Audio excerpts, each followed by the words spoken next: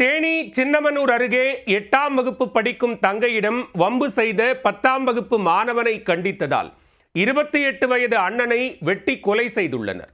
15 வயது சிறுவனின் தூண்டுதலால் அரங்கேறியதா இப்படுபயங்கர சம்பவம்.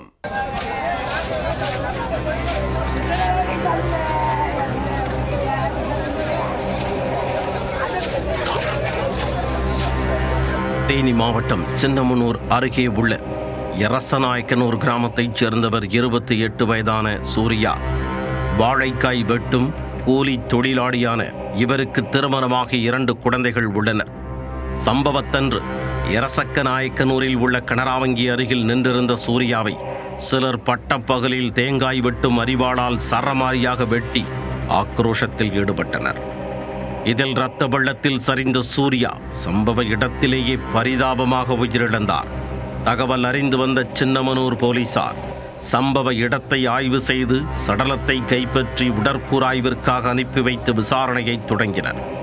அதில் கொலை செய்யப்பட்ட சூர்யாவின் தங்கையான 13 வயது சிறுமியிடம் அவர் பயிலும் பள்ளியைச் சேர்ந்த 10ஆம் வகுப்பு மாணவரான 15 வயது சிறுவன் வீண் வம்பு செய்து வந்ததாக கூறப்படுகிறது. இதனை சூர்யா மற்றும் அவரது தந்தை செல்லத்துறை ஆகியோர் கண்டித்தும் சிறுவன் தொடர்ந்து சிறுமியிடம் வம்பு செய்து வந்ததாக கூறப்படுகிறார்.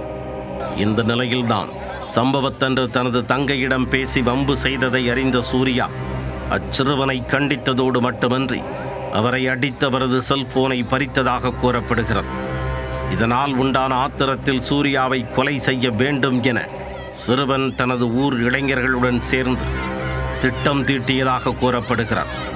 சம்பவத்தன்று எரசக்கநாயக்கனூரில் இருந்த சூர்யாவை வள்ளிக்கோட்டைவட்டி கிராமத்தைச் சேர்ந்த தனசேகரன், சேகர், 15 வயது சிறுவன் உட்பட 5 பேர் சேர்ந்து ஆயுதத்தால் தாக்கி கொலை செய்ததாக இறந்தவரின் தந்தை செல்லத்துறை புகாரில் வழக்கு பதிவு செய்யப்பட்டுள்ளது.